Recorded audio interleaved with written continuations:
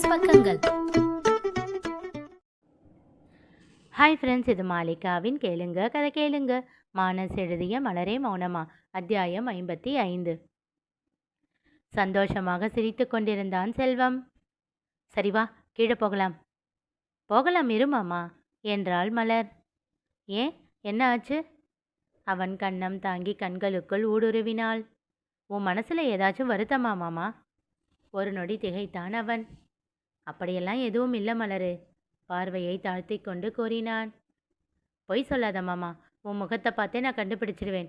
யாராச்சும் உன் மனசு புண்படுற மாதிரி பேசினாங்களா மாமா? அவன் பதில் சொல்லாமல் தன் விரலால் சுவற்றில் கோடு வரைந்து கொண்டு இருந்தான்.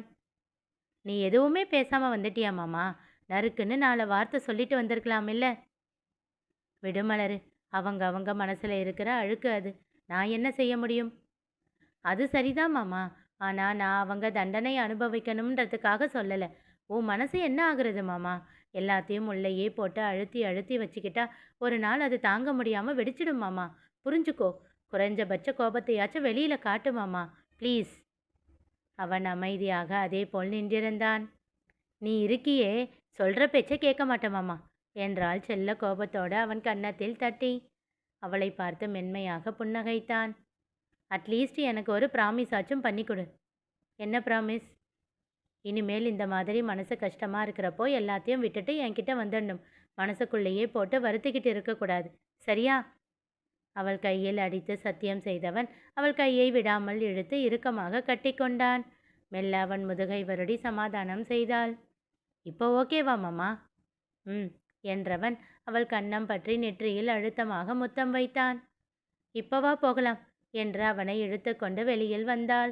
கதவை பூட்டிவிட்டு திரும்ப தூரத்திலிருந்து பார்த்து கொண்டிருந்தார் சங்கரி. ஐயோ, மறுபடியும் அம்மா பார்த்துருச்சு என்று தனக்குள் சொல்லி கொண்டவள் மானசீகமாக தலையில் அடித்து கொண்டாள். மானமே போகுது என்று தனக்குள் சொல்லிக்கொண்டு சங்கரியை கவனிக்காதது போல் அவருக்கு எதிர்ப்பக்கமாக சென்று விட்டாள். மகளின் செயல் கண்டு உள்ளுக்குள் சிரிப்பை அடக்கினார் சங்கரி. அழகேசனும் மகேஸ்வரியும் மேடை ஏறினார்கள். ஒரு தாம்பூல தட்டை எடுத்து வந்தாள் கவிதா. என்னடி, தட்டு சின்னதா இருக்கு, இது போதுமா என்றார் ஒருவர் கிண்டலாக. மகேஸ்வரிக்கு வருத்தமாக இருந்தாலும் வெளியில் காட்டிக்கொள்ளவில்லை. என் மாமா எனக்கு தட்டே கொடுக்கலனாலும் எனக்கு ஸ்பெஷல் தான் என்றான் செந்தில் அழகேசனை தோளோடு அணைத்தபடி. அவரோ எதுவும் பேசாமல் சின்னதாக புன்னகைத்தார். பூ பழங்களை தட்டில் அடுக்கிய பின் முதலில் செந்திலுக்கு வாங்கிய உடையை வைத்து அதன் மேல் அவனுக்கென வாங்கிய கழுத்துச் சங்கிலியை வைத்தார். பிறகு கவிதா தளிரின் புடவையை பையிலிருந்து எடுத்தபோது அதனோடு ஒரு சிறிய நகை பெட்டியும் வர புரியாமல் தன் தாயை பார்த்தாள். அவர் அழகேசனை பார்க்க அவர் அவசரமாக அதனை திறந்து பார்த்தார். அழகான ஜிமிக்கி ஒன்று அதில் இருந்தது. அதை கண்டு திகைத்து தன் பார்வையை சுழலவிட்டார். கீழே அமர்ந்திருந்த செல்வம் சின்னதாக புன்னகைத்து கண்கள் மூடி திறந்தான். அவர் கண்கள் கலங்கின. மீண்டும் அதனை பார்த்தார். ஜிமிக்கி பெரியதாகத்தான் இருந்தது. எப்படியும் நிச்சயம் 2 சவரன் இருக்கும் என்று தோன்றியது. எதுக்கு மாமா இவ்வளோ செலவு? செயின் வேற, கம்மல் வேற என்றான் செந்தில். அவர் எதுவும் சொல்லவில்லை. மகேஸ்வரியும் எதுவும் பேசாமல் எல்லாவற்றையும் தட்டில் அடுக்கி இருவருக்கும் தந்தார்கள். அவர்களும் அதனை சந்தோஷமாக வாங்கி கொண்டார்கள். மேடையை விட்டு இறங்கியதும், செல்வத்தை 5 பேச்சு பேசினியே, இப்போ என்ன சொல்ற என்றார். அவர் பதில் சொல்லாமல் சென்று விட்டார். அதனை கண்டுகொள்ளாமல் செல்வத்தை தேடிச் சென்றார் அழகேசன். அங்கே வராண்டாவில் நின்று ஃபோன் பேசி கொண்டிருந்தான் அவன். அவன் பேசி முடித்து அழைப்பை துண்டித்ததும், எதுக்கு செல்வம் இதெல்லாம் என்றார். அவர் குரல் கேட்டு திரும்பியவன், இருக்கட்டும் மாமா என்றான். இந்த எதுக்கும் உதவாதவனுக்காக இன்னும் எவ்வளோப்பா பண்ணுவ? என்ன மாமா பேச்சு இது? அதட்டினான் அவரை. 8 வருஷமாச்சு செல்வம், என் பொண்ணுங்க என்கிட்ட பேசி. அவங்கள சொல்லி தப்பில்லை. நான் தான் ஒரு அப்பனா என் கடமையை சரியாக செய்யாமல் இருக்கேன். அந்த கஷ்டத்துலேயும் இப்போவும் நான் உடைஞ்சு போகாமல் இருக்கேன்னா அதுக்கு காரணம் நீ மட்டும்தான்ப்பா. கலங்கிய விழிகளோடு தழுத்தழுத்த குரலில் கூறினார்.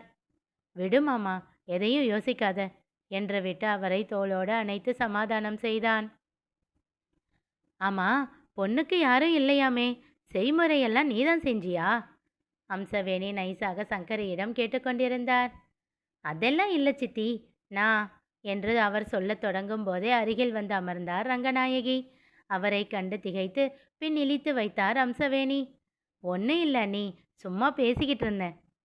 தெரியுது என்றார் கிண்டலாக. சரியான ஆளுதான். கொஞ்ச நேரமாச்சு மருமகளை தனியா விடுதா பாரு. அப்படியே பொத்தி பொத்தி பாதுகாப்பா வச்சிருக்குது. மனதிற்குள் ரங்கநாயகியை திட்டி தீர்த்தார். என்ன தெரியணும் அம்சா உனக்கு? தளிருக்கு ஆளுங்க மட்டும்தான் யாரும் இல்லை. சொத்து பணம் காசு நகையெல்லாம் இருக்கு. தாலி பிரித்து கோக்கும்போது அவள் போட்டிருந்த நகையெல்லாம் அவளோடது தான். அவள் பாட்டி அவள் கல்யாண செலவுக்கு கூட பேங்க்கில் பணம் போட்டு வச்சுட்டு தான் போயிருக்கு. எங்கள் சண்முகந்தான் அதெல்லாம் எதுவும் எடுக்க வேண்டாம்னு சொல்லிட்டானாம். நகைங்களை மட்டும் அவள் போட்டுக்கிறதுக்காக பேங்க் லாக்கர்லேருந்து எடுத்துக்கிட்டு வந்தாங்க. நாம் சீர் செஞ்சதெல்லாம் ஒரு முறைக்காக மட்டும்தான். நகை துணிமணி எல்லாம் செந்திலுக்கு செய்ய வேண்டிய முறை அளவுக்கு செஞ்சதோட சரி. இப்போ உனக்கு எல்லா சந்தேகமும் தெளிவாயிடுச்சா? எல்லாவற்றையும் கேட்டுக்கொண்டவர், ஐயையோ சந்தேகமெல்லாம் இல்லை, நீ சும்மா தெரிஞ்சுக்கலாம்னு தான் கேட்டேன் என்று சமாளித்தார். அதன் பிறகு எதுவும் பேசாமல் வாயை மூடிக்கொண்டார். தன் அக்கா மாமாவோடு அழகாக நின்று புகைப்படத்திற்கு போஸ் கொடுத்து கொண்டிருந்தான் கணேஷ். டேய் போதும் வா சாப்பிட போகலாம் என்று அவனை வந்து அழைத்தான் விக்கி.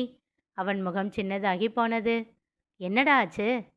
அதுக்குள்ளே போகணுமா அக்கா என்று தளிரை ஏக்கமாக பார்த்தான். அவள் செந்திலை பார்க்க அவன் தன் நண்பர்களை பார்த்தான். டேய் இவ அம்மாவுக்கு விஷயம் தெரிஞ்சா பெரிய பிரச்சனையாகிடும்டா. போலீஸ் அது இதுன்னு போனால் கஷ்டம். அதை சமாளிக்கத்தான் இவங்க அப்பா இருக்காரே. ஆனால் என்ன சொல்லணும்னு நாம் தெளிவாக சொல்லணும் இல்லை செந்தில்? என்ன சொல்லலாம்? இதுக்குன்னே ஒரு ஆள் இருக்கும்போது எதுக்குடா பயப்படுறீங்க என்று விட்டு மலரு என்று அழைத்தான். எல்லோரும் அவளையே பார்க்க அவர்களிடம் வந்தாள். கூடவே செல்வமும். எதுக்குடா இப்போ எல்லாரும் என்னையே பார்த்துட்டு இருக்கீங்க? என்ன காரியமாகணும்? மலரு என்று ஓடிச் சென்று அவளை கட்டி கொண்டான் கணேஷ். என்ன ஆச்சு? நான் சாயந்தரம் வரைக்கும் அக்கா கூட இருக்கவா? பாவமாக முகத்தை வைத்து கேட்டான். சரி இரு. என்ன மலரு விளையாடுறியா? அவன் அம்மாவுக்கு தெரிஞ்சா அவ்வளோதான். தெரிஞ்சாதானே? தெரியாமல் இருக்க என்ன பண்ணலாம்னு கேட்க தான் உன்னை கூப்பிட்டோம். அவ்வளோதானே என்றவள் கண்கள் மூடி விரலால் நெற்றியில் தட்டி யோசித்தாள். செந்தில் உன் ஃபோன் கொடு. அவன் தந்தான். இந்தா உங்கள் அம்மாவுக்கு ஃபோன் பண்ணி எல்லாரும் சினிமாவுக்கு போகிறாங்க, நானும் அவங்க கூட போயிட்டு சாயந்தரமாக வரேன்னு சொல்லு. ஏதாச்சும் சொன்னாங்கன்னா அப்பா கிட்ட பர்மிஷன் கேட்டுட்டேன்னு சொல்லு. ஐயோ அப்பா கிட்ட எப்படி சொல்கிறது? திகைப்பாக கேட்டான். எல்லோரும் இப்போது ஒரு சேர செல்வத்தை பார்க்க அவனோ எல்லோரையும் முறைத்தான். ஆனாலும் எல்லோரும் பார்வையாலேயே கெஞ்ச பண்ணி தொலைறேன் என்று விட்டு ஓரமாக சென்றான். மலரும் அவன் பின்னாலேயே சென்றாள். கிருஷ்ணராஜை அழைக்க அவர் அழைப்பை ஏற்றதும், இங்கே பாருங்க உங்கள் பையன் சாயந்தரம்தான் வீட்டுக்கு வருவான், உங்கள் வீட்டில் சமாளிச்சுக்கோங்க என்றான். சில நிமிடங்கள் அவரிடம் அமைதி. மலர் வேண்டுமென்றே செல்வத்தை கிச்சு கிச்சு மூட்ட அவனோ சிரிப்பை அடக்க பாடுபட்டான். அவன்கிட்ட ஒரு தடவை பேசலாமா? கிருஷ்ணராஜ் கேட்டார். மலர் செய்த செயலில் கஷ்டப்பட்டு கோபமாக குரலை மாற்றிக்கொண்டு, அதெல்லாம் முடியாது. அவன் வீட்டுக்கு வந்ததுக்கப்புறம் எதுவாக இருந்தாலும் பேசிக்கோங்க. உங்கள் பையன் எங்ககிட்ட பத்திரமா இருக்கான். ஏதாச்சும் பண்ணணும்னு நினச்சா அப்புறம் நான் எதையும் உத்தரவாதம் தர முடியாது என்றான் கடுமையான குரலில். அழைப்பை துண்டித்து விட்டு, ஏ மலர் சும்மா இருக்க மாட்டியா? நானே கஷ்டப்பட்டு குரலை கோபமாக வச்சு பேசிக்கிட்டு இருந்தா சிரிக்க வைக்கிற நீ என்று அவள் தலையில் செல்லமாக கொட்டினான். அவளோ கலகலவென சிரித்தாள். அதனை அவன் புன்னகையோடு ரசித்து பார்க்க உதடு குவித்து முத்த சைகை ஒன்று செய்துவிட்டு ஓடிவிட்டாள். ஏய் பார்த்து பார்த்து என்று பதறினான். இன்னும் சின்ன புள்ள மாதிரி இப்படி ஓடி ஆடிக்கிட்டு இருந்தா இவ எப்போ புள்ள பெற்றுக்கிறது? எங்கள் செல்வத்தை மாதிரி ஒரு சிங்கத்தை வீட்டுக்கு முதல் வாரிசாக கொடுக்க வேணாமா? ஒரு சொந்தக்கார பாட்டி செல்வத்தின் கன்னம் வழித்து முத்தம் வைத்து சொல்லிவிட்டு செல்ல தங்கமணியும் சிவலிங்கமும் ஒருவரை ஒருவர் பார்த்து கொண்டனர். ஏற்கனவே வீட்டுக்கு வாரிசு வந்தும் வெளியில் சொல்ல முடியாத நிலைமையை நினச்சா வருத்தமாக இருக்குங்க என்றார் தங்கமணி. சிவலிங்கத்தின் முகம் இறுக்கமாக மாறியிருந்தது. அவர் எந்த பதிலும் சொல்லவில்லை. வீட்டுக்கு வந்த கிருஷ்ணராஜை நிறுத்தி, இந்த பையன் பண்ணுறது கொஞ்சம் கூட சரியே இல்லைங்க. காலையில் போனா சரி மதியம் வந்துடுவான்னு பார்த்தா இப்போ ஃபோன் பண்ணி சாயந்தரமாக வரேன்னு சொல்கிறான். கேட்டால் உங்ககிட்ட சொல்லியாச்சுன்னு சொல்கிறான். நீங்கள் எதுவுமே அவனை கண்டிக்க மாட்டீங்களா? அவன் இஷ்டத்துக்கு பண்ணிக்கிட்டு இருக்கான் என்று வெடித்தார் முல்லை. அமைதியாக அவர் முகத்தை பார்த்தார் கிருஷ்ணராஜ். ஒரு நாள் தானே விடு. அவன் ஃப்ரெண்டோட அப்பா கிட்ட நான் பேசிட்டேன். இதெல்லாம் பத்திரமா கூட்டிகிட்டு வந்து விட்டுடுவாங்க. அதுக்கு இல்லைங்க. விடுமுல்ல, இனி அவன் இப்படி போக மாட்டான். அவன்கிட்ட சொல்லிடுறேன் என்று விட்டு முல்லையின் பதிலை எதிர்பார்க்காமல் அறைக்குள் சென்றார். கதவை தாழிட்டு விட்டு வந்து கட்டிலில் அமர்ந்தவர் தன் செல்போனை எடுத்து அதிலிருந்த ஒரு புகைப்படத்தை பார்த்தார். அதில் கணேஷ் புது உடையோடு மேடையில் செந்தில் தளிரோடு நின்றிருக்க மகனின் முகத்தை பெரிதாக்கி பார்த்தார்.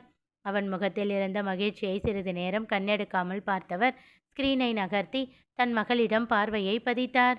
அவளையே பார்த்து கொண்டிருந்தவர் விழிகள் நீரால் திரையிடத் தொடங்கின.